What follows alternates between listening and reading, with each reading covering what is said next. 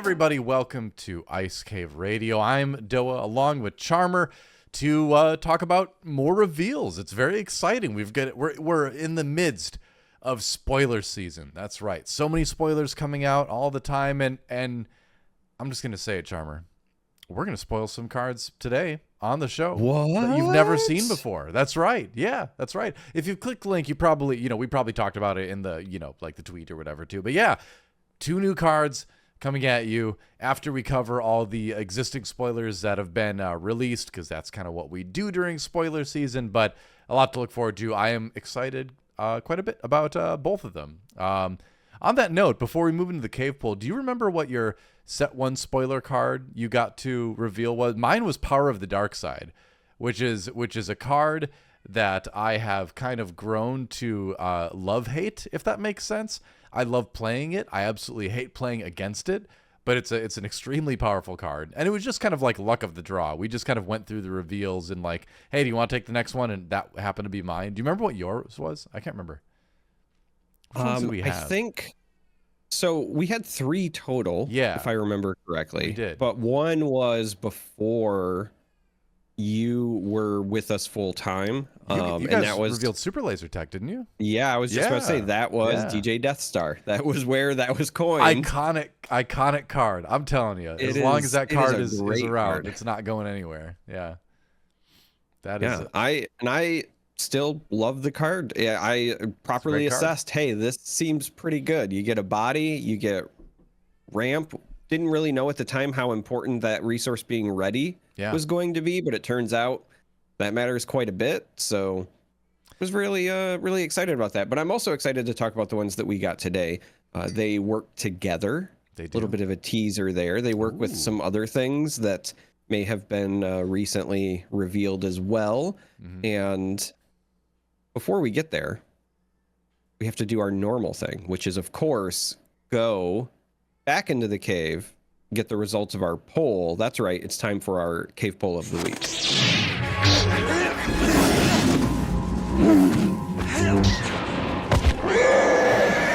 Okay, here's our cave poll time. I'm gonna hide the results. There we go. There's our question for this week. Who's a good dog? And this was an interesting one because you did this one, and I didn't know most of the animals on this list because, I mean, there was more I wanted to put on, but I was trying to keep it short. I knew a couple from like Ahsoka and stuff, but to be honest, like I always am a little bit bored by the animals in Star Wars that are close to animals that exist on Earth. Those are the ones I pay the least attention to. So all the wolves and dogs and all that, like I'm like, yeah, whatever. I mean, we have that similar thing on Earth. Like I'm more into like the Rancors and the Diognas and the Womp Rat. Well, Womp Rats are kind of similar to the thing. What's another good example? I don't know. What is? Well, I mean, Sarlacc. Sarlacc, right? It's kind of iconic. Yeah, that's right. Space maw. Yep. Mm-hmm. So, but you went with dogs. You went with sort of a wolf/dog like group of creatures. What was the inspiration behind this poll? Well, I love that people tune into our podcast where we talk about Star Wars Unlimited, the card game, and then other things Star Wars as well, because they're looking to have a good time. So allow me to ruin the fun and tell you, our last dog had passed away some time ago, but we just received in the mail the last of their effects from when they were cremated. And I was like, oh, Lily, she was a great dog. And then I was like, in Star Wars, we don't know definitively who's a good dog. That's true. That was it. Oh, okay. Well, there's a lot of heart behind this one. I remember when you talked about the dog. I was sorry to hear that. And it's nice. I feel bad about saying I didn't care about the dogs in Star Wars as much now. Why'd you set me up like that? Oh, well. I didn't set anything up. You did that of your own volition. I did. It was kind of me. Oh, well. Well, we had some choices here. We had the Barghest, which I don't even know what that one is from. What is a Barghest from? The Barghest is from one of the sequel films, I believe. The Last Jedi, right? Is it? I don't even know. I will double check to make sure that my memory serves me correctly. I don't recognize that screenshot, but it might be. I know so we have that. The Carillion Hound. Oh, go Force ahead. Awakens. Sorry, not Last Jedi. I knew it was one of the sequels. Was that like at Maz Kanata's Cantina or something? Like, it looks like a cartoon. I'm just looking at pictures of it right now. But we've got that. We've got the bar guest anyway. We've got the Carillion Hound from Solo, a Star Wars story. Directed by Ron Howard, actually. I forgot about that until I was kind of looking into things today, and that was actually not a bad movie. We have the Lothwolf from Rebels, and from... did they ever show up in Clone Wars? I think it was mostly a Rebels thing, because that was like a Kanan and Ezra thing. Yeah, as far as I know, it was Rebels. Yeah. I mean, I'm pretty sure that we at least get references to it in Ahsoka as well, right? Because both the cat and the wolf... I remember being very excited about them showing up. Yeah. And then we have the Massif, which was was that Book of Boba Fett that one was in? Because it looks like the dog that was hanging out with the Tusken Raiders in like way back in like Attack of the Clones, you know, when Anakin attacks the Tusken Raider camp. I feel like I saw one of those things in there. Is that right? Did I get that right? Yes. Okay. Because that's what it looks like to me. Sorry, Mandalorian, not Book of Boba Fett. It's Mandalorian. Okay. But it is the ones that hang out with the Tusken Raiders. I was trying to look up something else at the time, and so like my brain is doing two things at the same time. So Massif was with the Cobb Vanth storyline. Oh, okay. All right. And it's not Boba Fett. It's I mean, it might have showed up with the Tusken Raiders. It's entirely possible there, but where I remembered it was Mandalorian, because Jin like gives it pats. Oh, okay. I'm looking it up now. Let's see. Used by Imperial military. Let's see. Found on desert planets, including...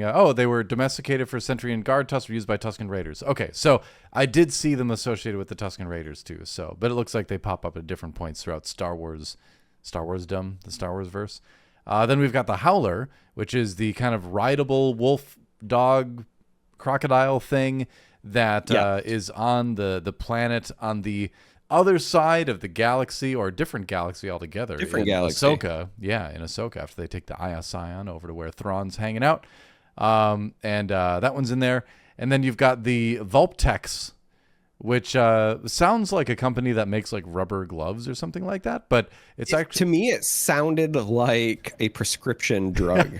Ask your doctor if Vulptex is right for you. Well, it was right to, I believe, lead Rey to find people, if I'm right, in Last Jedi. That's where this is from, right? Yeah, so that one's Last Jedi, and if I remember correctly, that was the thing that like led her to the way out, because they were trapped. Oh, right. Remember, Kylo's advancing, Luke's doing his hologram, brush that dirt off your shoulder, that sort of thing. Yep. And then, yes. Yeah.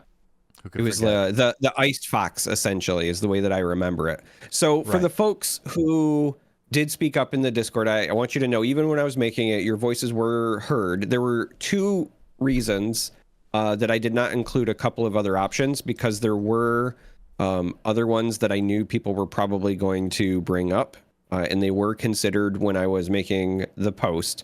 But I was, trying to just give us a poll that had less options, and also, and this is going to sound really weird, but I have this weird aesthetic thing where if it's not a perfect grid, it annoys me. And so if I included two more instead of three more, it would have annoyed me. And I only wanted to include two more. And so those two were Charhounds from the novels. And I was going to include those just because I'm actually reading through the High Republic stuff right now. I bought all of the main novels for me to read through.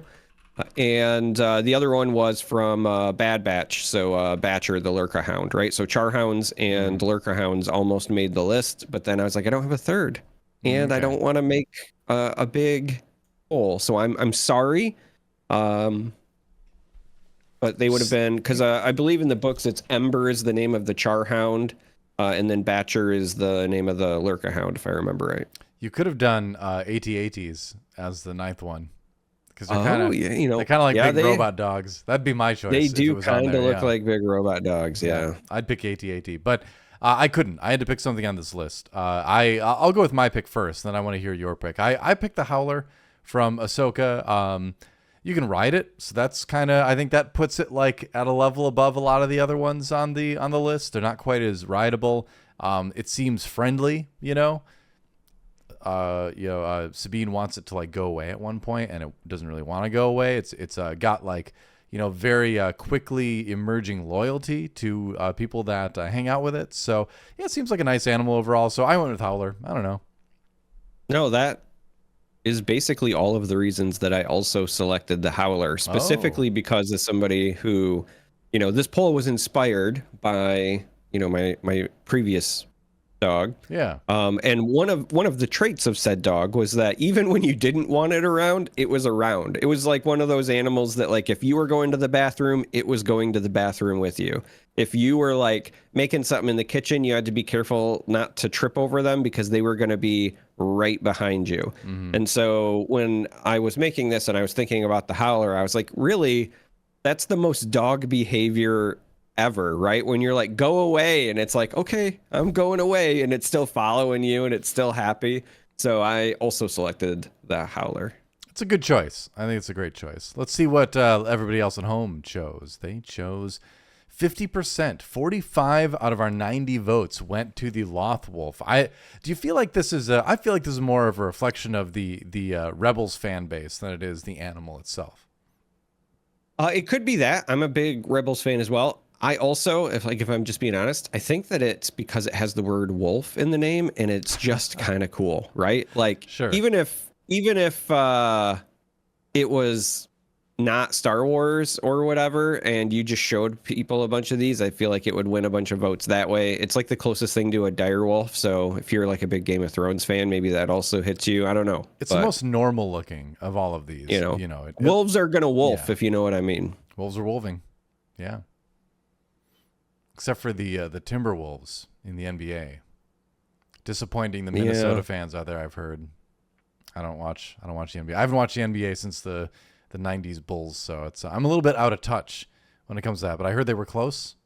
And they were close. In fact, in our other gaming community for Flesh and Blood, we had some people kind of reach out at one point when they were getting close, and they were like, hey, if you haven't got your accommodations, you need to do it now, because if the Timberwolves make the playoffs, like the hotels are going to be full. Yeah, and it was going to be right at the same time as this weekend. So again, we are currently recording this on June 11th. This is actually a day earlier than we normally do. So when we start going through the reveals, if some are missing, just know that's why we are recording this early, because we are both going to be traveling to Minnesota this weekend for a Flesh and Blood event. It's the U.S. Nationals. So we're trying to get things done ahead of time because we've got some travel in front of us. Yep, that's right. Like many of you out there, we play multiple card games, but we only do, I was going to say we only do a podcast for one, but you do a podcast for both. I only do a podcast for one at the moment. Yeah.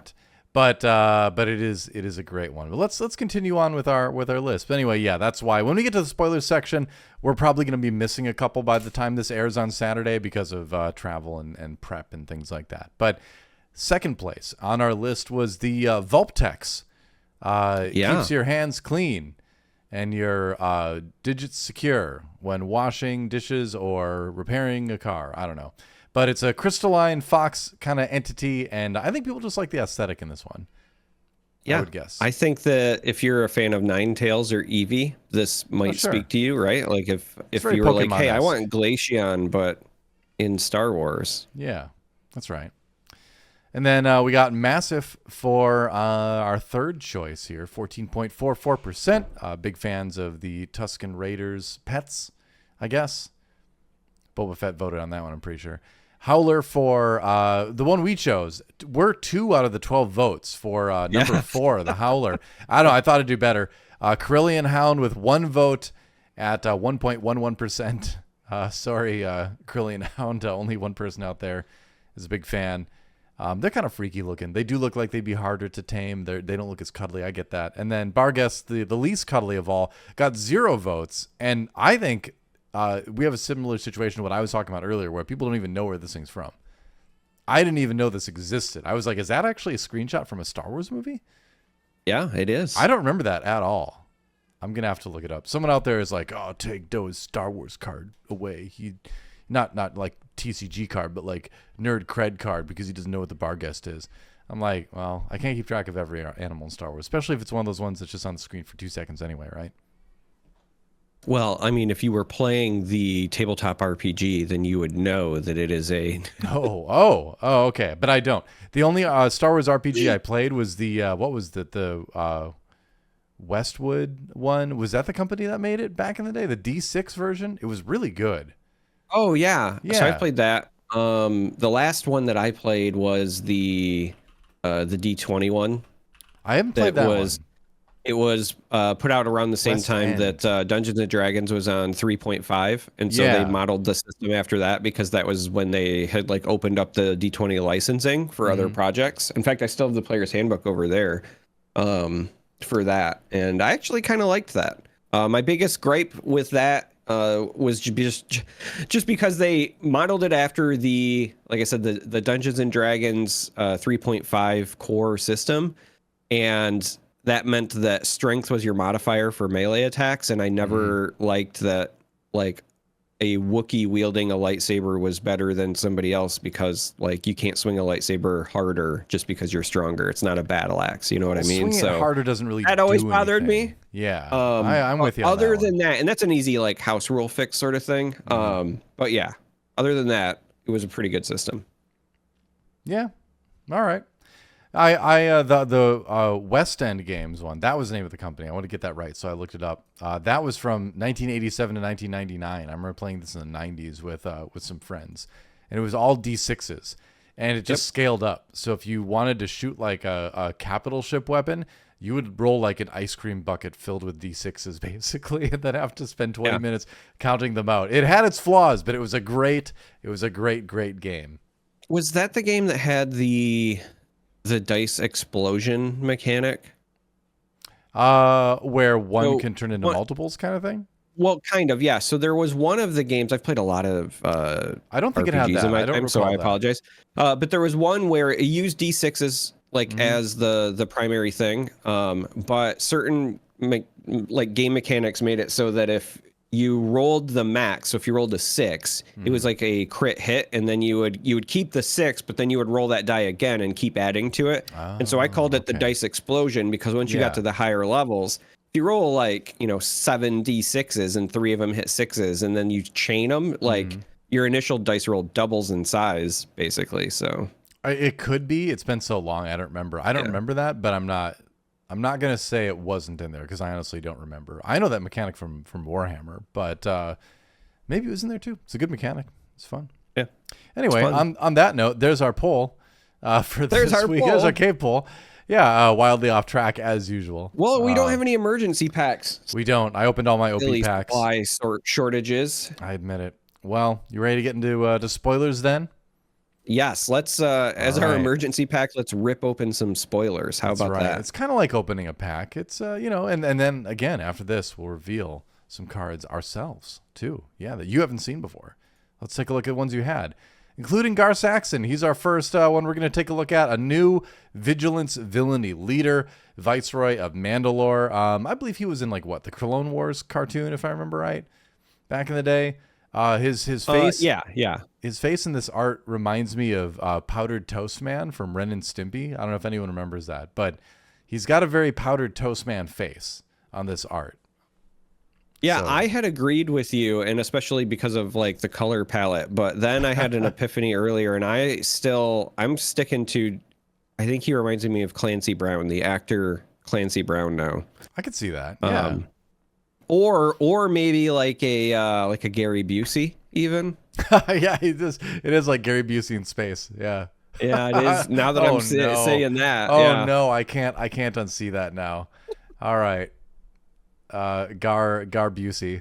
Let's talk about the actual Gar 100%. Busey. Gary Saxon. I don't know. Gary Saxon.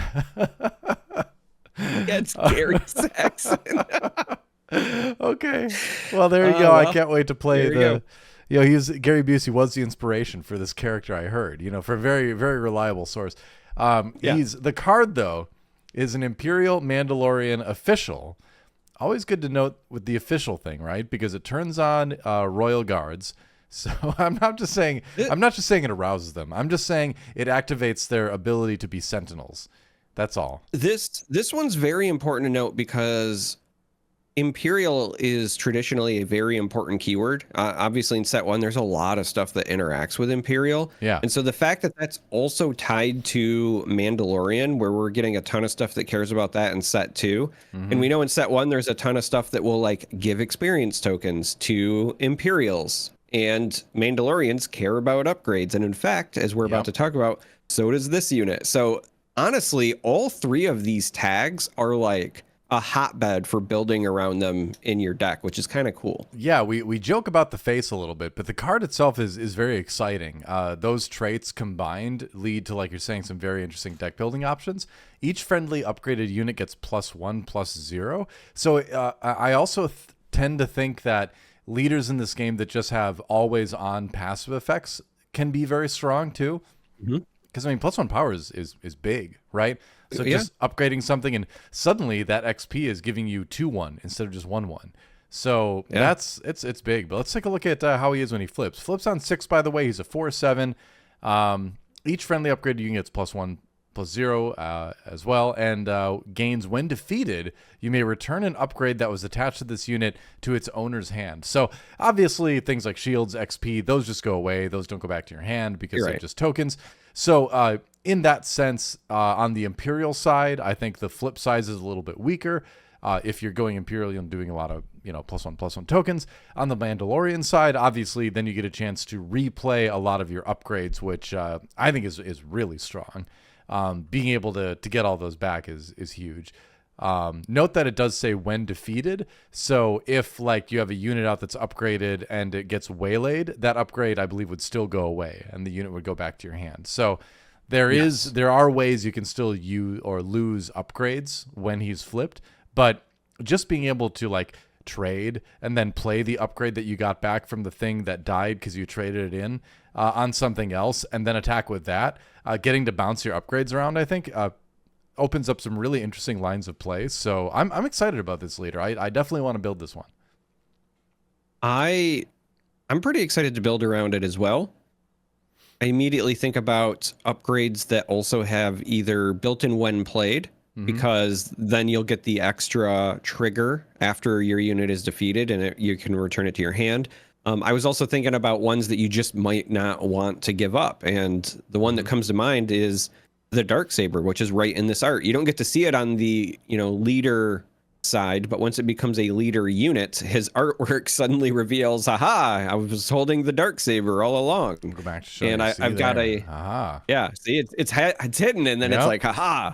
So, given that he's a Mandalorian, and again, also with Imperial, and since the Darksaber hands out a bunch of experience tokens to things, et cetera, if you slap it on him or you slap it on another Mandalorian, and then when they are defeated, you get to return it to your hand, that seems pretty good, right? Yeah, very good. But I was thinking about stuff like even just snapshot reflexes suddenly is 1,000,000 times better, because that's 1 for a +2/1, and you get to attack, and then you again you get the when defeated, and you get to replay it, and then get the trigger again. So I think that this has some serious potential. Yeah, absolutely. I mean, and he counts himself too. So, you say you play that snapshot reflexes on him, suddenly he's a 6 or 6/8, right? So he can get very big and very scary, very strong, very quickly. He's got the same stat line as a leader like Jyn Erso, for instance, that flips on 6 as a 4/7, which that's I have so much to say about Jyn Erso that I'm not going to talk about right now because we're doing spoilers, but I'm starting to think she's kind of been underrated by everybody. But that's a whole different topic. Anyway, 4/7 plus some upgrades is a very scary unit very quickly. And even with the upgrade removal, it's something to, be aware of, I think, in this set. Something you can do with the Yeah. He himself can be scary too. the last things I want to highlight, obviously he is vigilance and villainy. Mm-hmm. And when I think about from set 1, two of perhaps the most annoying upgrades that you want to see your opponent play. One is devotion. So imagine being able to slap a devotion on your units, and then when they're defeated, you get it back, right? So if you're kind of trying to play a slow, grindy game, you can gain a ton of health. But the other one, if you're in a situation where you flip Gar Saxon, but you have played Protector, so whether you're either paying the tax or you're playing Gar Saxon as double vigilance, but if you play Protector on something, and now every time that unit dies, it goes back to your hand and you can slap it on something else, and then you just kind of keep Gar Saxon alive that way by making sure you always have fodder. That's going to be absurd. And keep in mind, again, when you play that Protector, you're giving +2/+1. So as they crash into your units, you're also hopefully going to be creating some great value trades for low cost. So it only costs 1. Oh my gosh. Yeah, so that is, even paying the tax at 3, I think is something that I would explore, and I am kind of dying to annoy some people with it. That and entrenched. Yeah, maybe you just build this guy double blue. Oh man. This is getting this is getting concerning. This is getting very concerning. All right. Well, either way, I think he's going to be a fun leader to build around, but yeah, you might create some very annoying situations. Yeah. Wow. Yeah. All right. Double blue. I think that's the initial way to go. I bet there's a fun Imperial build with him too, but all right, let's move on. Speaking of leaders in the vigilance side of things, we have none other than Finn. You want to go ahead and take this one? I really do, because I like this unit a lot as well. So Finn is a leader, has the Fringe and Trooper tags, is Vigilance and Heroism. The leader ability is, as an action, you can exhaust it to defeat a friendly upgrade on a unit. But if you do, you give a shield token to that unit. So yeah, you can turn experience tokens into shields, which can be pretty strong. The thing that's going to be interesting is because it says friendly upgrade, but it doesn't say upgrade on a friendly unit. So I don't believe you can use Finn to peel bounties off. So if your opponent plays a bounty on your own unit, sadly, you will not be able to get rid of that. But again, turning something like, experience tokens into shield tokens might not seem like a big deal, but that is a huge deal when it comes to survivability. And there's a lot more things that make experience tokens as opposed to shield tokens, because the value is just that much different. So this is already just, I think, a good leader ability. And then we go a step further, right? Epic action is you flip him on 5 or more resources. So it's a 5-cost ground unit, has 4 and 6 for the stat lines, 4 power, 6 health. On attack, you may defeat a friendly upgrade on a unit. If you do, give a shield token to that unit. So not quite Boba Fett stats, right? It's a 4/6 as opposed to a 4/7, but that's still, I think, a healthy body for a turn 5 flip. And again, you're still getting this very potentially impactful ability with the shield token. Yeah, it's an interesting thing to think about, and I do agree that the wording is very important here, that it's friendly upgrade instead of upgrade on a friendly unit, because like you said, it doesn't let you get rid of bounties, which is good. That would make him totally broken if it could, I think, for this format. But how you manage getting rid of upgrades to put shields on, it is going to be a big part of playing Finn well. I think I see this and I'm like, all right, is there, now show me all the different ways I can play Vigilance, Heroism, and like get upgrades back from my discard pile or something. Is there a way to cycle upgrades so I can like put shields on things but not totally use the usefulness of that upgrade? I'm racking my brain to think if there's anything like that we've seen. If there has been, I forgot about it. Apologies there. But that's what I'd be looking for with this leader, is a way to sort of like cycle through the upgrade cards that I'm getting rid of. Otherwise, I think you're right that like +1/+1 tokens, XP tokens, are a good target for that. If it's a matter of like, well, I'll give him essentially -1/-1 in exchange for a shield, in exchange for a living. I think that's a good trade, right? So yeah. I think experience tokens will be the best way to use this, but again, I'll use that same example I was using with Gar Saxon, where Snapshot reflexes could also be a fine choice, right? Where you play it to get the initial attack with the +1, and then you just turn it into a shield to protect the unit after it's already attacked, right? So you give them a limited window of opportunity to deal with that unit after you've already got your value, that sort of thing. Yeah. I think it's going to be a really interesting leader to build around. I think it's going to be one of those ones that's a little bit more skill testing, right? Because there's a lot of hoops to jump through to get his ability to do something, where you need to put an upgrade on a unit, then you need to use him to get rid of the upgrade and put a shield on it, and like getting that all timed out in a way that makes life hardest for your opponent is going to be hard. It's not going to be a simple leader to play well. What do you think about him in limited? Where, shield tokens are obviously a premium in limited. Is this a situation where I'm playing Finn in draft? I can just grab a bunch of cheap upgrades and then just plan on turning them into shields or something like that? Yeah, I think that is... I think it's definitely something that you could put your strategy behind it in draft. Sealed, it's going to be a little bit more difficult because there are certain things that I think you want to target. Yeah. Anything that makes experience tokens, I think, is a good place to start.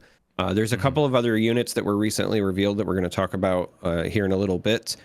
So kind of giving a teaser, but Maz Kanata, I think, works really well with Finn as well. Totally. So you can kind of do those things. The biggest issue is that he's a rare leader, whereas Rey, I believe, is a common leader. And I actually think Rey is just better for a generic deck.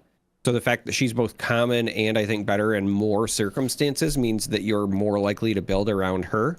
But again, when you go to draft, for example, you might really have a good inclination for, like, I want to play Vigilance Heroism, but then you might not have access to a Rey, right? So you could just snag Finn and do that. Or again, like I said, you can target certain things in a draft.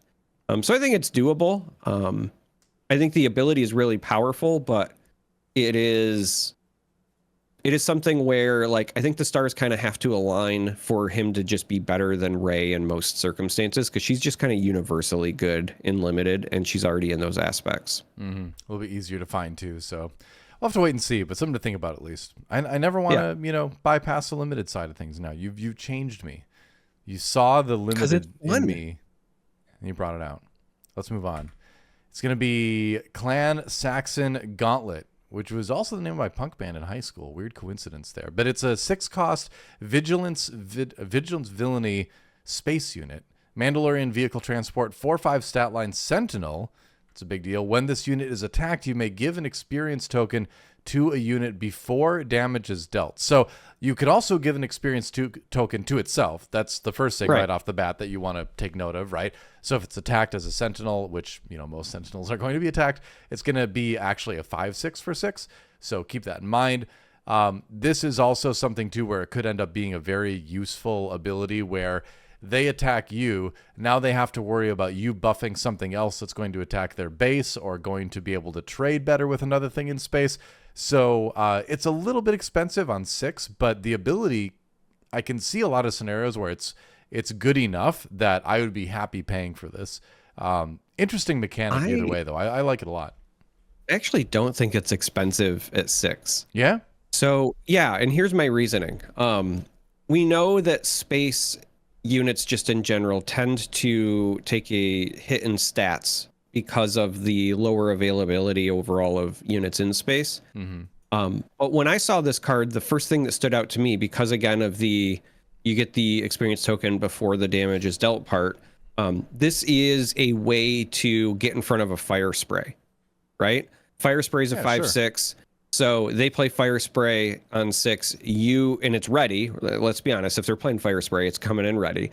So you could answer with this, and now that Fire Spray can't just wallop you right in the base. And this would survive. They would both have 1 health left over. But to me, I think that means the 6 is totally worth the value if you can get in the way of a Fire Spray and survive the exchange with upside. And this is only an uncommon.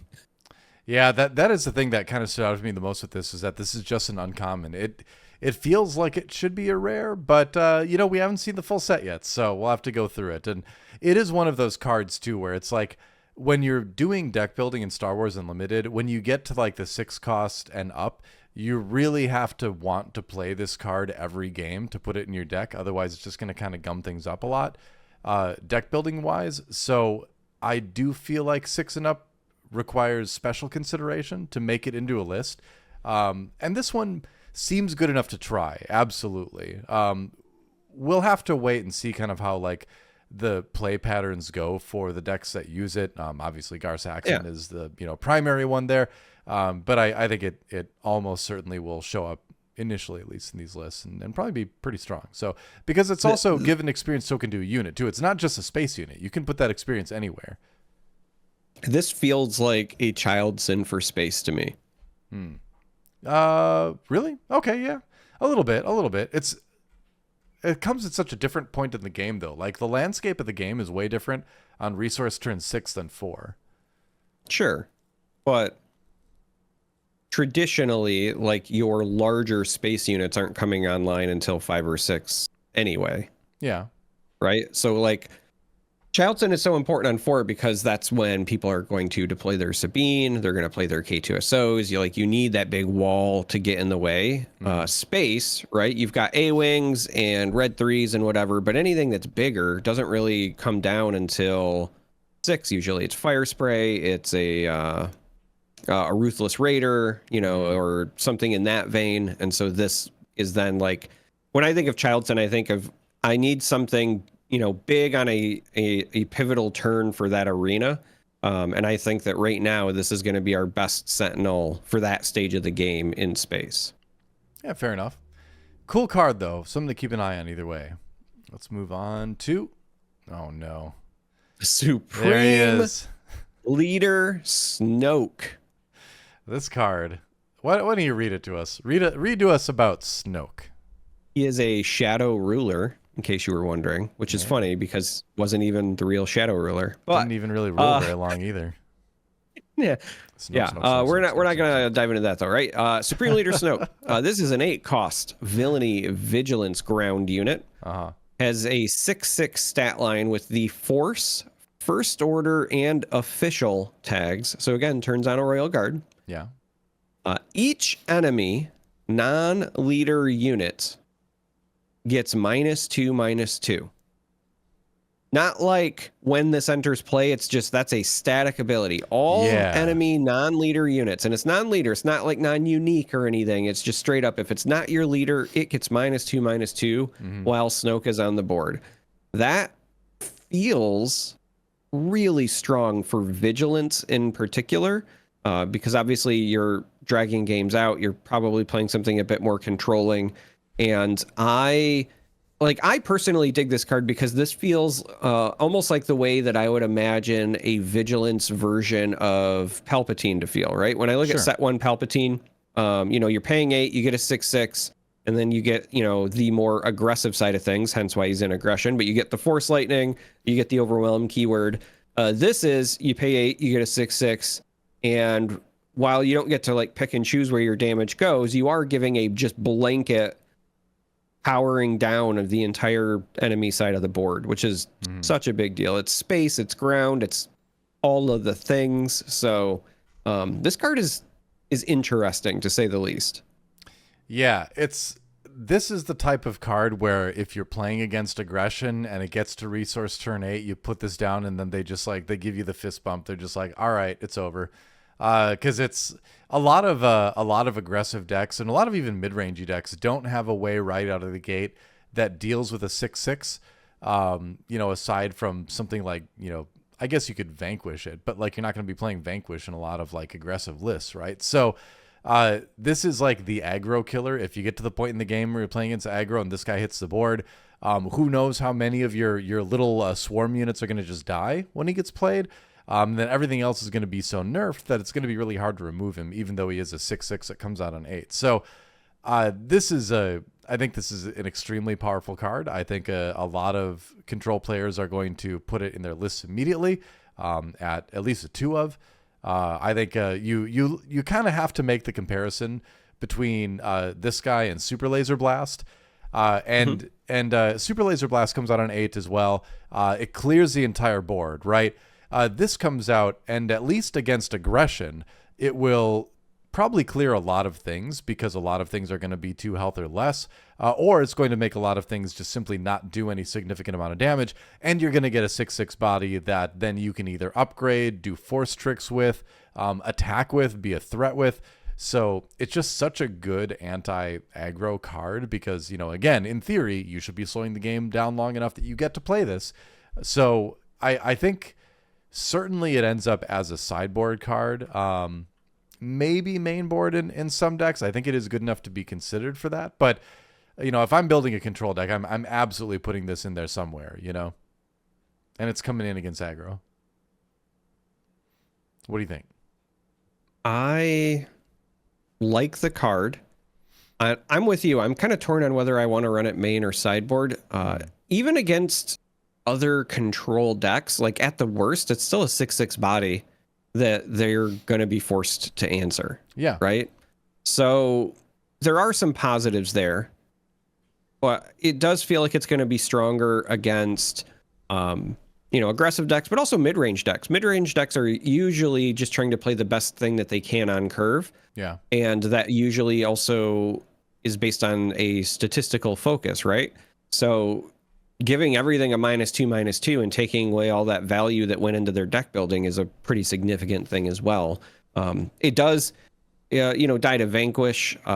Obviously, it gets waylaid pretty easy. Like, that's the other concern. So hopefully when that -2/-2 hits, you at least get rid of a couple of units for your time. You're right. You have to compare it against Super Laser, but the big difference in my mind as well is that this gives you board presence and Super Laser doesn't. And that's always been my biggest issue with Super Laser is like, yeah, it can bail you out, but then after you play it, you still also have no board presence. And now you're just like restarting the race, if that makes sense. Right. I see this guy and I'm just like, all right, well, I'm not going to play Palpatine Cunning. I'm going to play Palpatine Vigilance. And this guy is going in there and he's just going to be part of my late game package. And that's just it.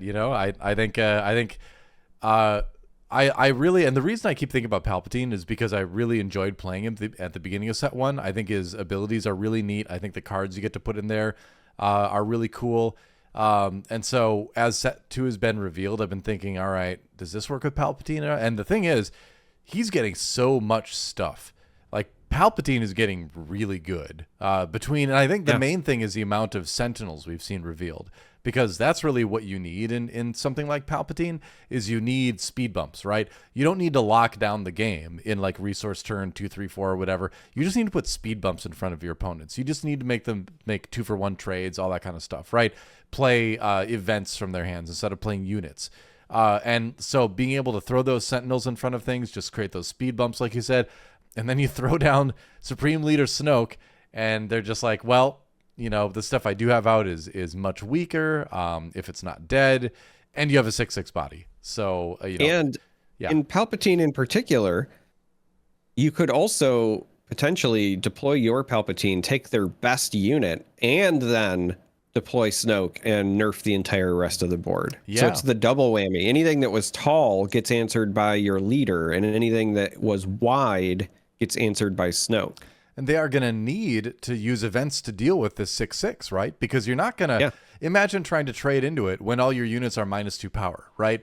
It's just not going to work. You can go a 3-for-1, 4-for-1. No, thank you, right? So I think this is another thing that sort of pushes the game overall in a more mid-rangey sort of direction, which if you're like a super low to the ground aggro loving player, and we both played our good amount of Sabine in set 1, that might disappoint you a little bit, but I tend to think that's better for the game overall because I think this game excels when there's a lot of like decision making going on around trading units on board when it gets to go a little bit later in the game. So I don't mind that really. I don't mind that sort of like shift that I feel like I'm seeing from set 1 to set 2.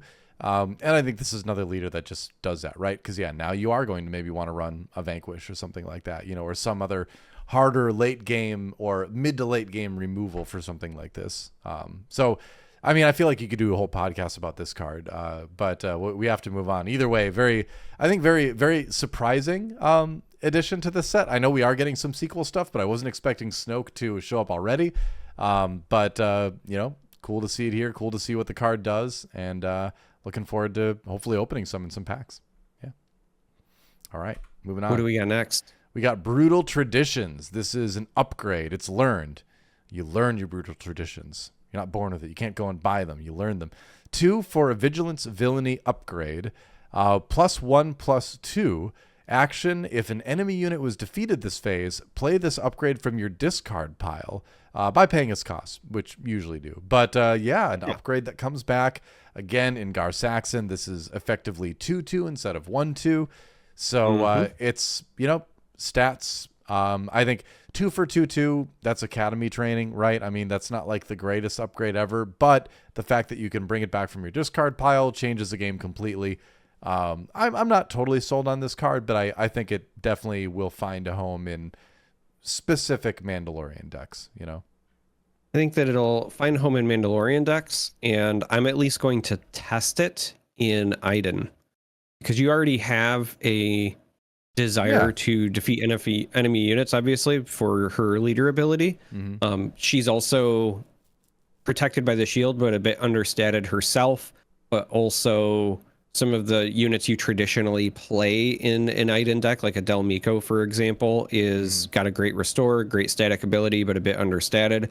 So even just throwing in like a 1 or a 2 of, because you don't need more than the first one, but once you find it, you're going to be able to play it whenever you have essentially the free resources to do so, because your deck is going to be built around defeating an enemy unit once per turn to get your leader ability. So I kind of want to play around with it in that regard, but I do think villainy Mandalorian decks will take a very long look at this. I think 2 of is right. I think you're right about that, because you don't need 3 of if it's just going to keep coming back.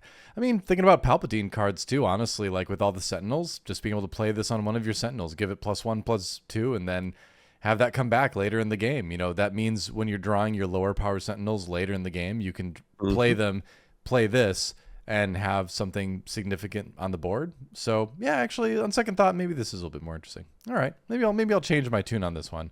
This might be a little bit more broader use than we're seeing, but time will tell. Let's move on. Tell us about Fen Rao. Hey, speaking of things that let you play upgrades, Fen Rao, I love this card. Yeah. Just full stop.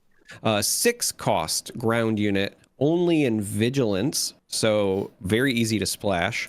Has a 5/6 stat line with the Mandalorian tag. When played, you may play an upgrade from your hand. It costs 2 less, so you could play a Brutal Traditions on this for free. And it doesn't even have to go on this. That's the other thing. It's just you may play an upgrade from your hand. It costs 2 less. Does not mean it has to go on Fen. But also, when you play an upgrade on this unit, so if it does go on Fen, well, give an enemy unit -2/-2 for this phase. I can't believe this is uncommon. I can't. Yeah, believe this is an uncommon. This card does so many things. Brutal Traditions you love with this because if you play Fen and you've already got the Brutal Traditions in your discard pile, you can play Fen. Maybe you play a second Brutal Traditions, or you play some other upgrade. But then in the future, when you defeat a unit, you will then be able to play Brutal Traditions out of the discard pile on Fen and re-get that trigger for the -2/-2 just over and over and over again. I like this because at 6, you're at the last cusp for energy conversion lab. So if you are playing Vigilance and Command, for example, you could ECL Fen Rao in.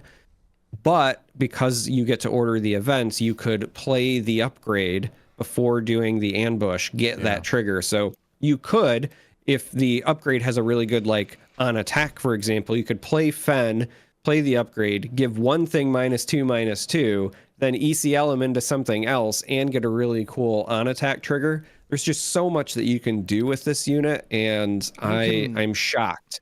I mean, to get the -2/-2, you have to play it on Fen Rao, so at least there's that little caveat for it. But I'm just looking through all the upgrades that would qualify for this. The things that jump out right away are like Electro Staff, playing that on Fen Rao right away, making a 7/8 that gets a little bit extra defense when it's attacked. I mean, you could play something like Luke's Lightsaber if you're playing this in a Heroism deck. Because remember, it's just Vigilance. You can put it in Heroism or Villainy. Entrenched qualifies, Devotion. I mean, there's so many good upgrades. Mandalorian Armor. So you give it +1/+3 and a shield. So then you're paying 6, right? Think about this. with Mandalorian armor, you're paying 6 for 6/9 with a shield and doing -2/-2 to something. So yeah, Fen-Rau is nutty. Absolutely. The ones that were appealing to me, one is Ruthlessness, right? So if you're playing Vigilance, Aggression, Villainy, you could play Ruthlessness on Fen, and then whenever so you can give something -2/-2, and then in the future, whenever you attack and defeat a unit, you're dealing damage to the base. So like he would come down, help you establish some board control, and then also get the extra damage in. But the main reason that I pointed out that when played part is because there are going to be points in the game, especially when you're getting to like resource turn 6, where you might have the choice of putting the upgrade on Fen and giving something -2/-2, but that might not be good enough. But you could maybe like play Fen and then play an entrenched on an enemy unit that's huge for free. And suddenly you got a 5/6 and you still also entrenched, their big bad until you can deal with it later, right? So there's a lot of flexibility here. Yep, exactly. You do this, entrench their Vader or something like that. So they, obviously it's scary for your ground units, but at least they can't hit your base, So yeah, it's there's a lot you can do with this. This is going to be definitely a toolbox kind of card to build around, and how you play it at a given turn is going to be a big deal in that game. But again, I'm shocked it's an uncommon. It's so good. Let's move on. It's so good. To Maz Kanata. Speaking of a really intriguing card, this one is rare, by the way. 1 for a 1/1 command heroism, the Pirate Queen. I didn't see her doing any piracy in the sequels, but I guess we'll take their word for it. When you play another unit, give an experience token to this unit. So I mean, right off the bat, like you look at this and it fits in so well with a lot of Rebel Swarm decks that we've seen already. Fits in great with like Leia. You play this, you play an R2, you can then you get a 2/2 and a 1/4 in your first turn, right? This and a chopper, right? I mean, you can pair this with a lot of things. This is a Greedo if you want to go crazy, right? So Maz Kanata, I think is going to be good. She's going to be a unit that they're going to need to deal with immediately. Otherwise, she's going to get out of control real fast. I think it's going to be kind of like a must play if you're trying to play those low to the ground kind of swarmy units in command. What do you think? Do you think you would put this into like ECL Sabine? I feel like you've got higher value units in that deck specifically, but in something like, well, Leia needs rebels. Either way, a small low to the ground swarmy kind of deck will do well with this card. Yeah. So the things that come to mind for this, earlier I mentioned her when we were talking about Finn, because she's a great way to just continually give herself experience tokens, and then you could turn one of those at any given time into a shield to help protect her while she grows. In terms of older decks, right? So if we're not talking about like a Finn, it's hard to like really fit her in something that cares about tags. She has the Underworld tag, so like that's also leaning towards some of the newer reveals. If I was going to put her anywhere, it would be in something cunning, simply because there's a lot of the like self bounce effects that also care about Underworld cards, right? So when we're looking at like McClunky and some of those other effects, imagine a deck where you drop Maz. Let's like just live the dream. You drop Maz, and then you follow it up with a Bail Organa, who's also in those aspects, and he can give out experience tokens. Yeah. Right? But then she gets the bonus. But then after that, you can also start playing, if you're in the cunning, some of those things where you get additional value, and then you bounce it back to your hand and get additional value. If she wasn't heroism, I would actually love to play her in like a Cad Bane deck.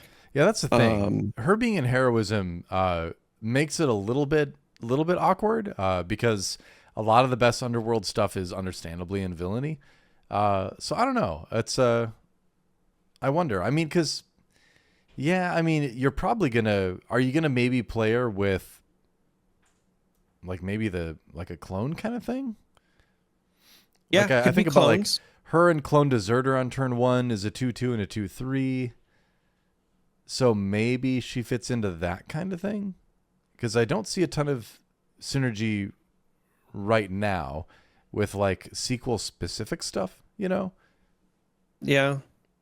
So, I was just trying to think about, you know, you were talking about Swarm, right? So I was trying to think about what are all of the things that were in set once, like Mon Mothma, I think probably also goes in that deck where it's understated, but replaces itself. The Cobb Vanth thing from the new set where you can play him and then also potentially play another unit. Yeah. So Admiral if you Akbar started with her plus a 1-drop and then you play Cobb Vanth and he finds something and now suddenly she's, you know, a 4/4. Yeah. That seems pretty good. I mean, Akbar capitalizes on the number of units out on in a given arena. So, you know, theoretically he would go well in the deck with her because she would make you want to go wide.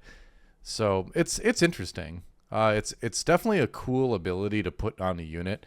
And it's a type of thing where it makes you want to build around it. So that's what I like the most about it, you know?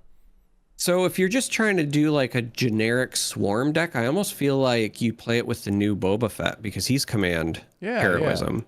Yeah. You can just run a bunch of things that also are like cheap with keywords or whatever. Mm-hmm. I think that could be a way that you could use her. Yeah, totally. I mean, that would make your clone deserter have be 3/3, right? Because it's got 2 keywords. Well, it's got restore and it's got bounty. It only needs 1, but the point is that, you know, you can play it turn 1. So you'd have you played Maz Kanata 1/1. You played clone deserter 2/3. He'd be a 3/3 with Boba Fett's ability based on his keyword, and then you would buff Maz Kanata to a 2/2. So on turn 1, you'd have a 2/2 and a 3/3 out. That sounds pretty good. That's a good swarmy start to the game. Yeah, and then like I said, if for whatever reason you know, even though you played 2 units, if you still somehow have initiative, or if they just don't get rid of her right away, if you Cobb Vanth and do another unit, then she starts to get out of control pretty quickly. Yeah. Play something like Sundari Peacekeeper. So you're playing a 3 for 1/5. So, you know, again, she gets bigger. They've got a 1/5 to worry about now because they're like, all right, are you going to upgrade it? What's going on? 2/5 with raid 2, so it'd be swinging for 4 actually. Yeah, if you're playing Boba Fett. So if you're playing Boba Fett, yeah. No, I think that's kind of interesting actually. Running like a swarmy sort of Boba Fett deck. Yeah. All right. Because he doesn't care where you're from. He just wants you to fight for him. So I guess so. No, you're wrong. He just wants to protect you. That's what he wants. Yeah. And then you play another card that because it's all about family. Yeah, that's right. That's Boba Fett and Vin Diesel in the Fast and the Furious franchise. They're both all about family now. Who knew? Let's move on to another card that I think actually goes perfect with Maz Kanata. Because if you're playing a swarmy kind of deck, you're going to be losing units all the time. Why not make one a resource, huh? Yeah, why not? Yeah. So Spark of Hope. This is a 2-cost event with the innate tag, Heroism Command. Choose a unit in your discard pile. If it was defeated this phase, put it into play as a resource. There you go. Pretty straightforward. It's conditional, but cheaper than a resupply. I think that there are some decks that will definitely experiment with using this, potentially over resupply, especially if you're playing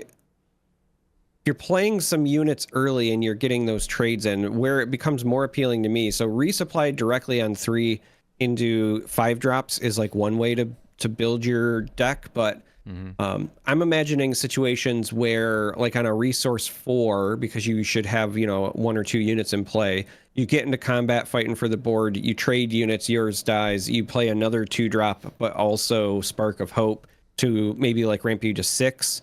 And so at that point, that turns on a lot of leaders for the following turn, that sort of thing, with hopefully not giving up too much of your board presence to have played the ramp. Because that's always the rub on resupply, right? Is that you basically are giving up an entire turn.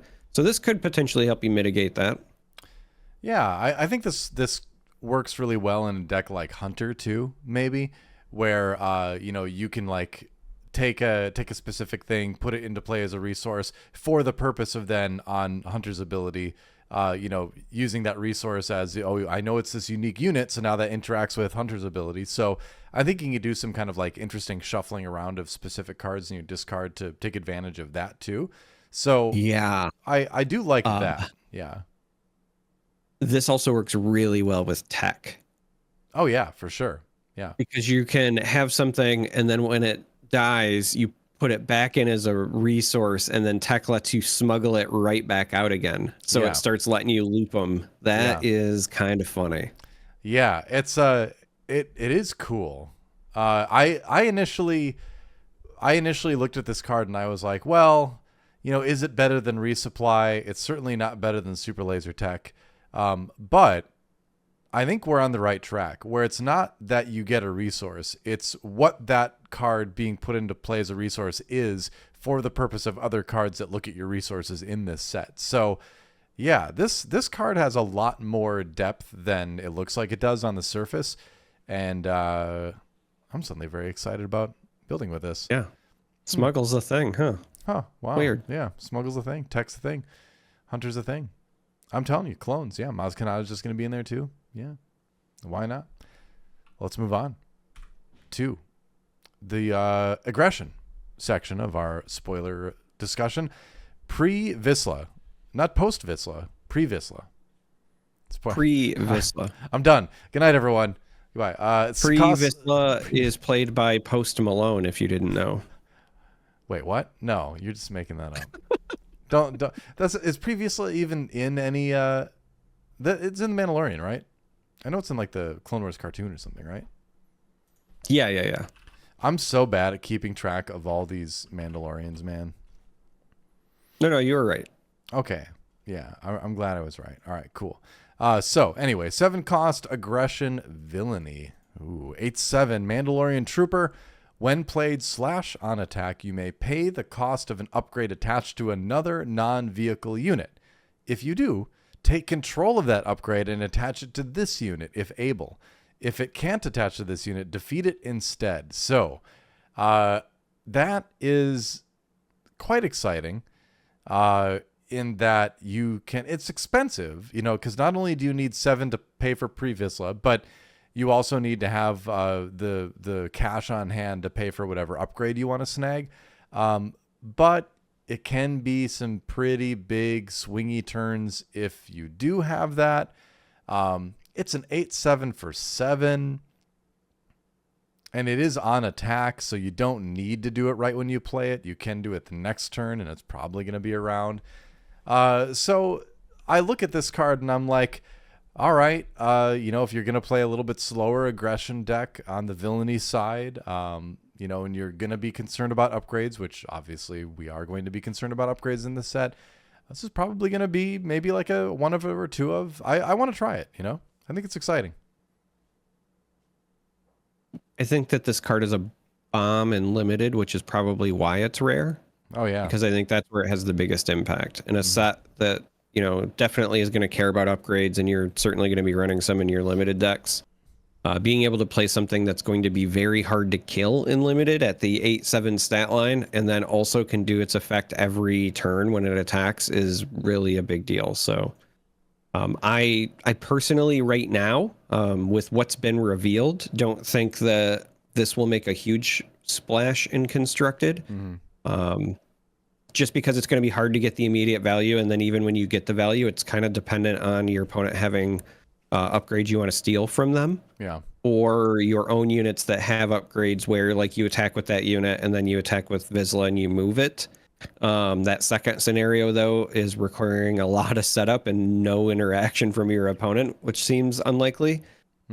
So stealing from your opponent is like the ideal, but then, like, if they're running you know, upgrades and whatever, then this is more of a sideboard card where you bring it in against decks that run the upgrades versus ones that don't. So again, just based on what's been revealed so far, I feel like it won't make a huge splash in Constructed, but in Limited, this thing is a bomb. Yeah, it is one of the bigger limited cards we've seen in the past. Usually limited games, you do get up to the opportunity to pay 7 for something because they do move at a slower pace oftentimes than constructed decks. But yeah, we'll wait and see. I think it's a cool ability. I'm with you, though, where I think I'm going to have to wait and see how it actually plays out in a practical game scenario. We will see. Either way, neat art, too. I like the art on this one. I think the hyperspace is going to look really cool. Oh, yeah. The hyperspace will look great. Everybody's holding the Darksaber. Everyone gets their turn. Everybody. Yeah, that's right. Now, on to talk about next one. Go ahead. You know who's not holding the Darksaber? This Housecast soldier. Not yet. At least not yet. Waiting her chance, you know. Waiting their chance. So this is a 2-cost ground unit, House Cast Soldier, only in aggression, so easy to splash. Has a 2/3 stat line with the Mandalorian and Trooper tags, and simply has the Saboteur keyword. So it's 2 for a 2/3 Saboteur.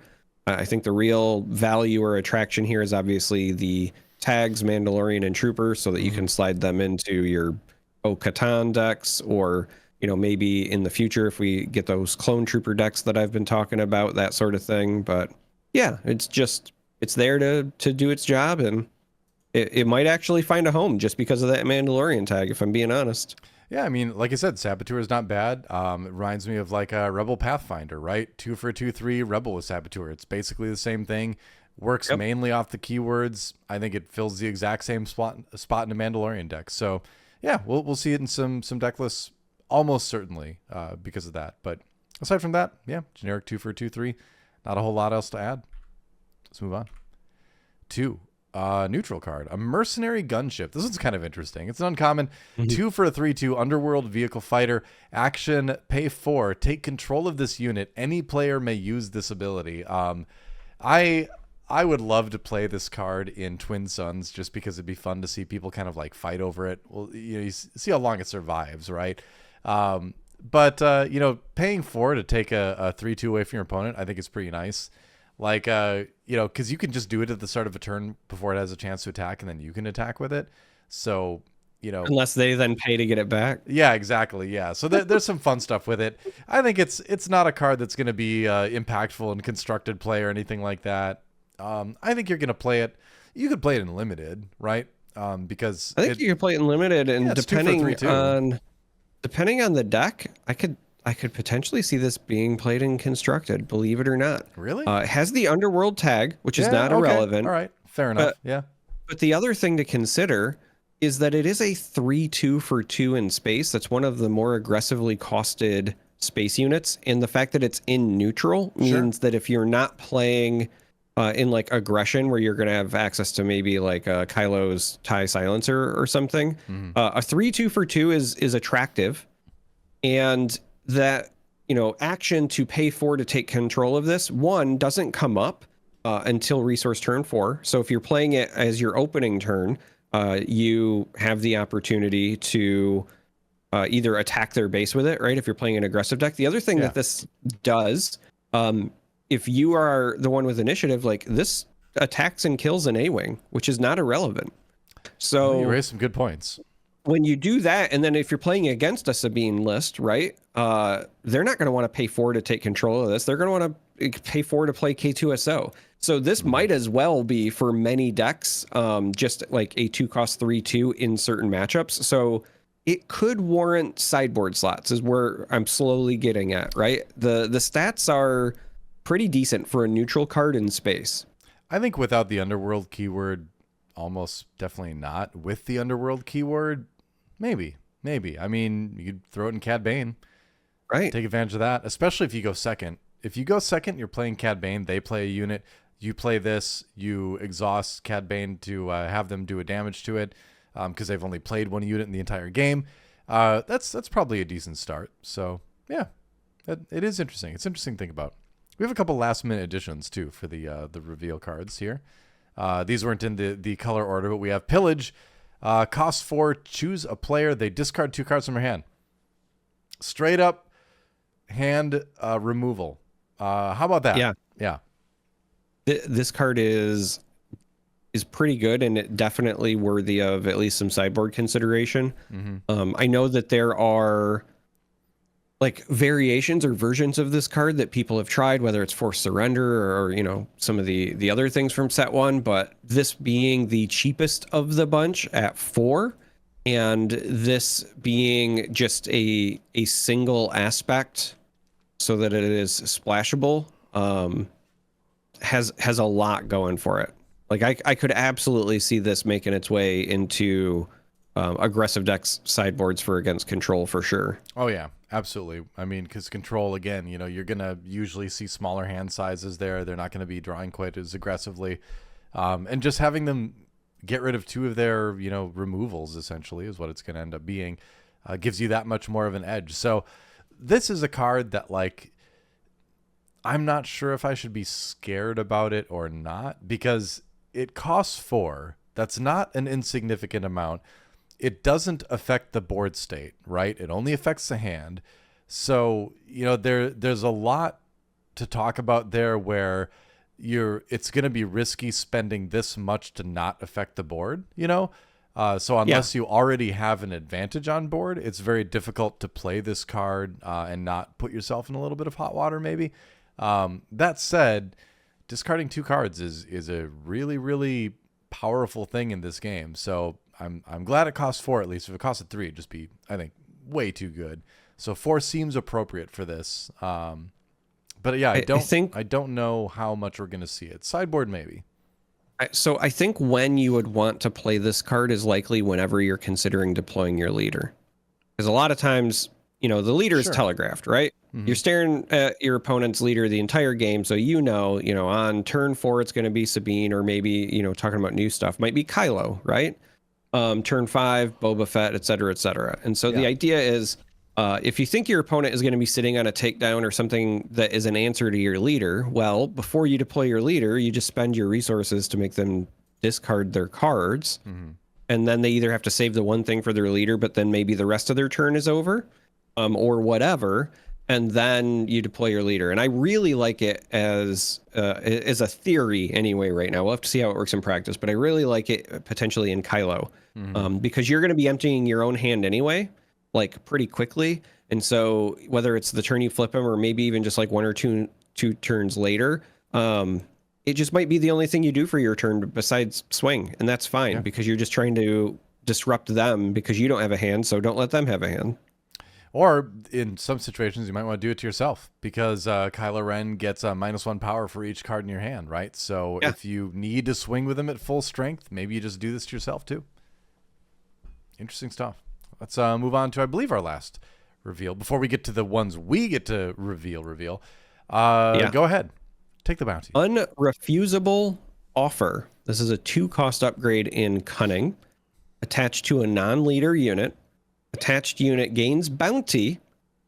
Play this unit for free under your control. It enters play ready at the start of the regroup phase. Defeat it. And then it provides +0/+0.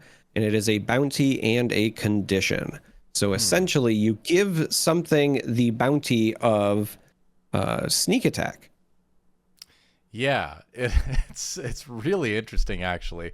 This card, it is a rare, and I think well-deserved, too, because it's going to be a card that you're always going to need to worry about when you're playing against Cunning, and they have the ability, they have a little bit of an edge in board state, because you're like, oh boy, are they going to steal something of mine, right? This is kind of like, it's almost like a slightly conditional earlier change of heart, kind of, except it gets defeated at the end, which is even better than change of heart, where your opponent just gets it back if it's still alive. So this is kind of a scary card, and I think it's going to go in every deck that certainly that capitalizes on bounties, but I think you might just put it in some straight up Cunning decks anyway, just because it's such a great removal tool. Do you want to know what I want to put it in? What? Cunning Sabine. Yeah, absolutely. You do, because Cunning Sabine, you almost certainly need to do at least 1 or 2 value trades each game to win. And so if that value trade also lets you get even more value by taking a unit and getting to attack with it, yeah, 100%. I'm down with you on that. Yeah. Also in the mirrors, being able to take somebody's K2SO after you get rid of it, and then get to attack with it, and then it's defeated, and then you sneak attack in your own, and then like there's just so much burst potential. I just love, I don't know, I love this card. I really do. I think that it'll absolutely find a home somewhere, and definitely. Love this card. Imagine taking their red 3, for a turn when you have a bunch of stuff out, and suddenly all your stuff has raid 1, and you get another 3 attack from the red 3, right, with its 2+ raid 1. So yeah, I think it's great in Cunning Sabine. And it's also probably getting a lot of things. Really good on like wing leaders, because you're going to get to keep the bonus from it coming into play. You get to play right? It. Yeah, it's not that you just take it, move it to your side. You get to play it. Yes. Yeah. Wow. That is so strong. I mean, and it can fit into slower lists too, because there's a lot of late game stuff that has when played stuff that's relevant, you know? Yep. Yeah. Wow. It's an unrefusable offer. Yeah, pretty much. Do you want to know what I want to know? What do you want to know? We're going to have to ask the next time we talk to our friends over at Fantasy Flight. What I want to know is the ruling on this and Bosk. Do I get to play that unit twice? Oh. So hear me out, right? If I put this bounty on something and I have my Bosk out and then I defeat it, would I get to play it once, it enters play ready, and then maybe I run it into something?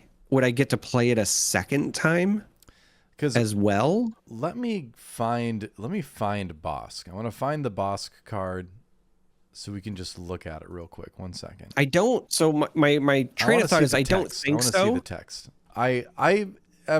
I agree with you tentatively, but let me look at the text on Bosk, because that might give us a little bit of a clue on how to approach it. So Bosk's leader side says, when you collect a bounty, you may collect that bounty again. Use this ability only once each round.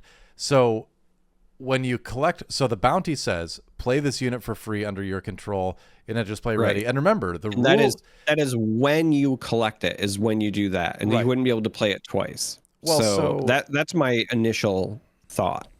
Well, so remember too that it says, you know, the general rule of thumb in the game is that do as much of the card as you can. You know, that's their ruling for most of the stuff. So, and the bounty is, the first sentence of the bounty is, play this unit for free under your control. Once it is played, the first time you do it, then it is in play. It does not have, well, essentially, it wouldn't have the bounty anymore. But then, I don't know. I don't think that it will work. It's just kind of funny to think about. I'm not sure. So I think that you resolve the bounty when it's defeated, and then it doesn't have like a lingering effect. So like, you know, you and I are both very much thinking about Flesh and Blood lately because of Nationals this weekend. I don't think, for example, it's going to work like Crouching Tigers, where some of those cards, they go to your banish zone and then you have the entire turn to play them. Sure. I think you resolve the bounty in one shot, and because you can't technically play the card twice in one resolution, I think that it just goes away. I mean, but it's funny to think about, right? You could do, I mean, in theory, you could do it twice, right? You can play the unit for free and enters play ready, and then just ignore the last sentence because that doesn't apply right now. So you play it, enters turn ready. Then you get to collect again. Okay, I take it off the table and I play it again. So I don't, I could see it being ruled like that. I could see it being ruled like that. Yeah. So the only situation where that might happen, hear me out. What if the situation is, I have a K2SO, and then I put unrefusable offer on yours, right? Let's just hear me out. I'm somehow playing K2SO out of aspect in my boss deck, right? I've paid the tax. Sure. Okay. You've paid 6 for your K2SO. All right. So I've paid 6 for my K2SO. Yeah. Play unrefusable offer, and then I kill your K2SO. I play it for free, and because of the unique rule, I immediately defeat yours, and then play it again. I wonder if the unique rule is the only time that you would get to do the play twice, and that would be relevant because we'd get to collect the when defeated twice. Well, you would defeat, if you already had your K2SO out and you stole their K2SO out, yours would be defeated when you play theirs. You get to choose as the active player which one you keep. Oh, okay. Yeah, that's true. So the unique rule might be the only time where you could claim it twice. Yeah, or, I mean, it's probably the most simple to rule it as you can play it twice. That said, that also opens up the most insane combo potential. So, but you have to also look at the rarity too, right? It is rare. So it is supposed to be, you know, and it is particularly good just by its text on its own.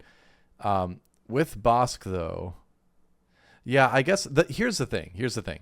I've got a feeling that when we see the more comprehensive rules for bounty specifically come out, which are not out yet, then we will have our answer. Because I would imagine that that specific case is probably addressed in the comprehensive rules for bounty. I think that's what it's going to be. We can speculate all we want, but I've got a feeling they already know, and they're going to let us know when the comprehensive rules for set 2 comes out. Yeah. Yeah. But I am going to see if I can find out. I'm going to see if I can bug them and find out first, because I am curious about that. Anyway, I think that's it. Yeah, that's back to back to Gary Saxon. That smile. Anyway, enough Gar Saxon. Enough Gary Saxon. You want to look at some new cards no one's ever seen before, Charmer? No, I would like to look at 2 new cards that you and I have definitely seen before. We've seen them before. We've been talking about them. Nobody else in the entire universe, aside from people at Fantasy Flight games, have seen these cards. I'm ready. We've got one card they're both exciting, but one's a neutral card. So let's show that one first. You ready? Yeah, let's do this. All right. Who wants to talk? Do you want to talk about it, or should I talk about it? I'll take this one. All right. I'll take this one. Okay, you take this one. Go ahead. Ta-da. This is Bounty Guild Initiate. This is a 1-cost ground unit that is neutral, as you said. Has a 1/2 stat line, has the Bounty Hunter tag, which makes sense because it's a Bounty Guild Initiate. Yep. When played, if you control another Bounty Hunter unit, you may deal 2 damage to a ground unit. So I like to think of this card as the intern at the Bounty Hunter Guild. He's not allowed to do much by himself, but if he's chaperoned by another bounty hunter, then he gets to deal 2 damage to a ground unit. Yep. He's allowed. He's allowed to pull out the blaster and blast away. I kind of think of this guy as like an event with a body attached to it, right? Yes. Where when you're playing a bounty hunter deck, pay 1 to do 2 damage to a ground unit. That's pretty good. 2 damage for 1 cost, and you get a 1/2 body on top of it. I mean, one thing for sure in this set, the neutral card quality has like skyrocketed compared to set 1. Yes. There's so many better neutral cards in this set than there were in set 1. And this is another great example of that, right? Where it's got the bounty hunter tag, it works great, and that's how you have to think of it, I think, is it is an event for your bounty hunter deck. It's a 1 for 2, and you get a free 1/2 out of it. Yeah.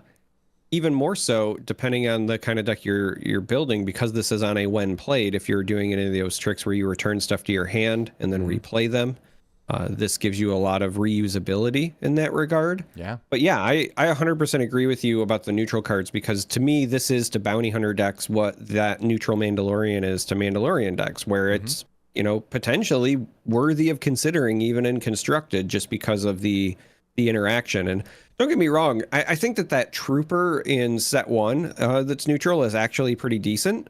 It's just that the trooper archetype wasn't like constructed level worthy. I feel like the Mandalorians and the bounty hunters are at least a little more pushed in set 2, so I'm more interested in those neutrals, and I absolutely could see me putting this in a constructed deck because it's very effective for a low cost. Yeah. I think it's really exciting that we have neutral cards that we're saying that stuff about. And I got to say, I think this is another card that's going to look good in hyperspace as well. I mean, they all kind of do, but I think this one, the background is going to look neat, full art. But yeah, there you go. Our first new reveal card. Ready for the second one? I am. All right. I'm going to talk about this one. It's headhunting. It's an uncommon tactic. 2-cost aggression villainy. Attack with up to 3 units, 1 at a time. They can't attack bases for these attacks. Each bounty hunter that attacks this way gets +2/+0 for this attack. So it's kind of like Rebel Assault for bounty hunters in a way, but you get to attack with 3 units, and they can't attack bases. So you have to keep that in mind. That is a difference with that. But if you are building a mid-rangey, tempo-y bounty hunter deck, which I think a lot of them are going to be, this could be essentially like a board clear and a way to collect a bunch of different bounties at once. And on top of that, I've prepared a slide that shows us that, let's see, there it is. Where is it? There it is. Bounty Guild Initiate is also a bounty hunter? He's on there. I'm controlling it all in real time. That's how the sausage is made. Where here are all the existing bounty hunters that we know of, leader and unit, that do things on attack. So keep that in mind, is when you get to attack with all these bounty hunters, you're going to have theoretically a bunch of on attacks to deal with as well. So you can set up, I think, some pretty large combos here. For instance, like Chrysanthemum does, damage to, does damage to something, right? Boba Fett can get like a big attack on something. Jango Fett, if he defeats something, can draw you a card. So, yeah, to me, the two big ones in this list, one is Jango Fett, specifically because when he's attacking a unit with bounty, and let's be honest, if you're playing bounty hunters, you're probably trying to do the cool bounty stuff. Then he also gets +3/+0 and overwhelm. And so, yes, headhunting doesn't let you attack bases.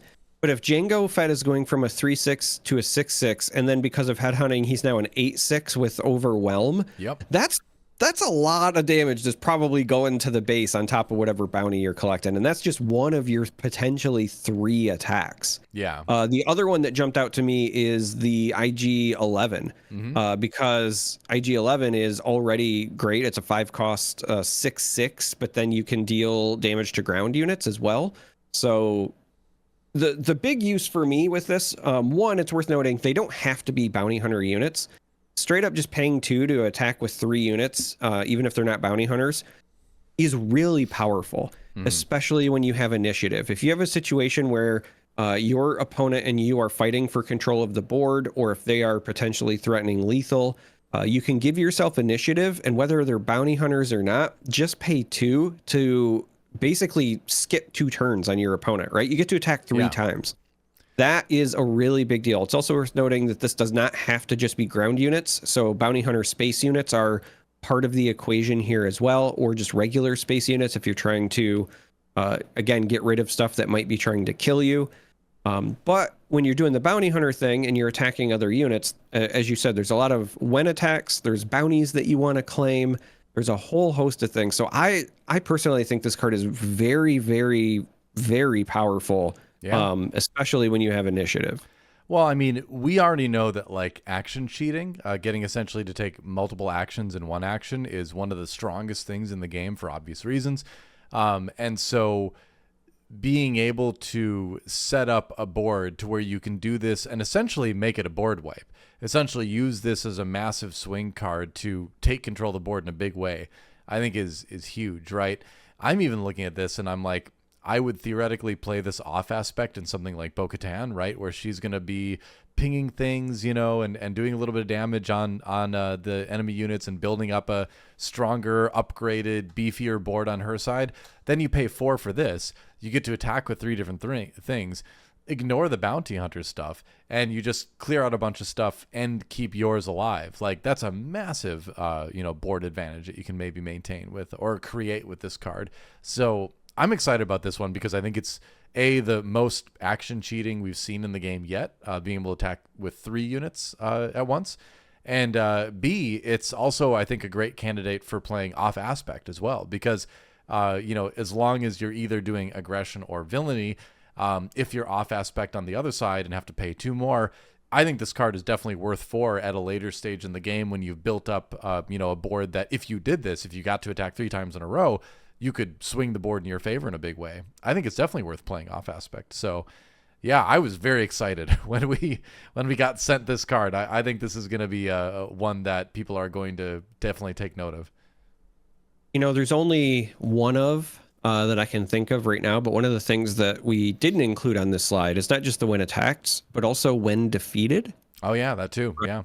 Because obviously, if you are using the units to trade into other units, you could be triggering when defeated. So for Bounty Hunter, the only one I can think of is Greedo, which is still a very useful one at times. Yeah, but sure. Again, the fact that you can just attack with up to 3 units. That's what I love about this is sometimes you get the +2/+0, but just straight up paying 2 to attack with 3 units is also really powerful. And so if they've also got some when defeateds that you want to take advantage of, this could also be a tool there. Yeah. Well, I wanted to highlight bounty hunters specifically initially because that's what's on the card and that's kind of the intent. But if you think about just on attacks across the game, right?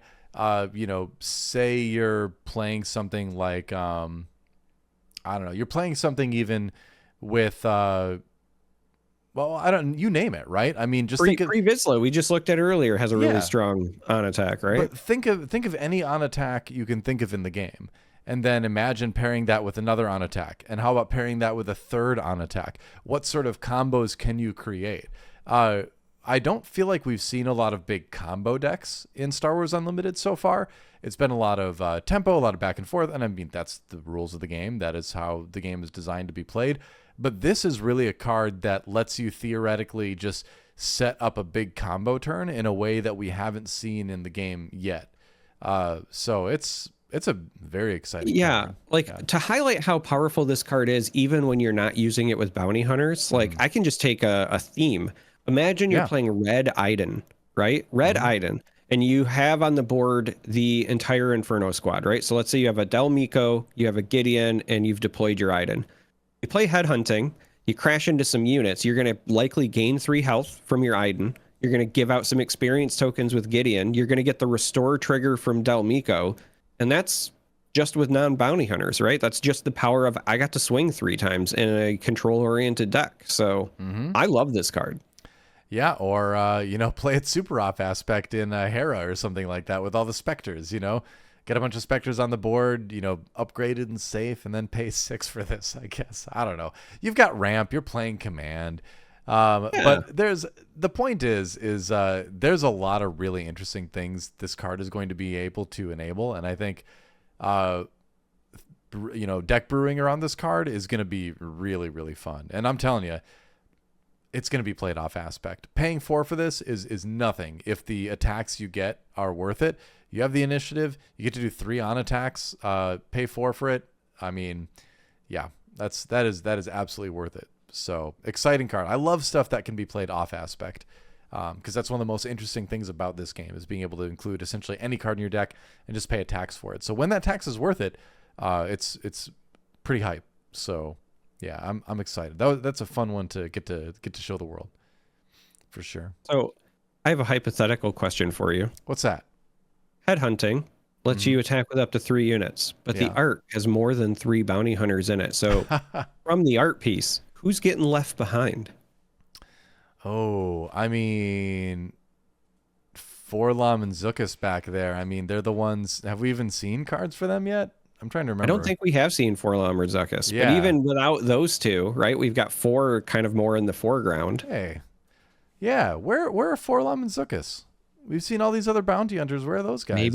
Maybe they're coming later in the reveals. I mean, we've got more cards to see for sure, but now I want to see it. Fantasy Flight Games, show me Forlom and Zuckuss. They're a pair. They hang out together. They're best friends, in Star Wars canon. So we got to see them.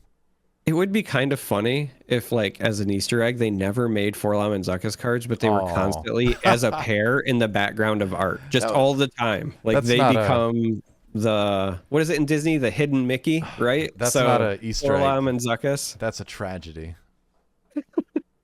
I always thought they were cool. Anyway, maybe we'll get them later on.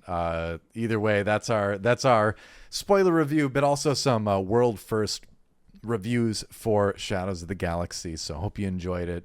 Two very interesting cards, but man, headhunting especially, I'm super pumped about deck building around that one. That one's gonna be so cool. Yeah. Any final thoughts on that? Yeah, the set should come out sooner rather than later because I am very excited to play this. And I mean, if you look at the good old calendar, we aren't just like 3 weeks away from pre-releases starting to pop up. I was just about to say we're like a month away from release.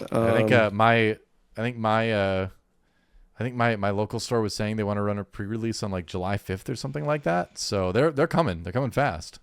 Yeah, I was hesitating because again, I'm past midnight as we record this. So it is actually technically June 12th. It's like 1 a.m. right now. Sure. Shh, don't tell anybody. So for me, it's exactly 1 month away because July 12th is the official release date. So I've hit the 1 month mark. I'm telling you from the future, it's glorious. You are ahead of me in time. I'm on the West Coast here. So I know. Yeah, that's exciting. I wish I was 1 month away from Shadows of the Galaxy release. I will be in less than 2 hours, but yeah, a lot to look forward to. So we're not going to have to wait too long. And on that note, yeah, we've been it's been kind of crazy here at Ice Cave Radio for the last couple weeks for obvious reasons. We're doing our best to get a regular content flow going again. It was everything with what happened, and then also on top of that, both of us were getting ready for Flesh and Blood Nationals, so that's obviously time consuming. I'm casting that event, you're playing in it, so we got a lot to do. And when that is done after this weekend, I think we're going to finally be able to settle into a little bit more regular content stuff, and possibly even increase things for the channel. So thanks for sticking with us. I'm like spitting all over my microphone. Thanks for sticking with us. It's time to go to bed, Charmer. I need some sleep. It is time to go to bed. I do want to say one last thing, just because you reminded me, because it's not just Flesh and Blood Nationals. I'm also prepping for other stuff. So in 2 weeks, I'll be at Origins. Now, I will not be there for Star Wars. I will be casting a card game called Alpha Clash. But for anybody who is going to be traveling to Origins to play some games or whatever, if you see me about, feel free to say hello. I like to meet fellow SWU enjoyers. Yeah. And a lot of us enjoy more than one card game out there. So if you're at Flesh and Blood Nationals calling in Minneapolis this weekend and you bring some Wampas along, we'll sign them. Let us know. That'd be kind of funny. So do it. Amuse us. That's what I'm saying. All right. Well, Charmer, it's about that time again. You ready to say the magic words to end the show? Go ahead. May the Force be with you.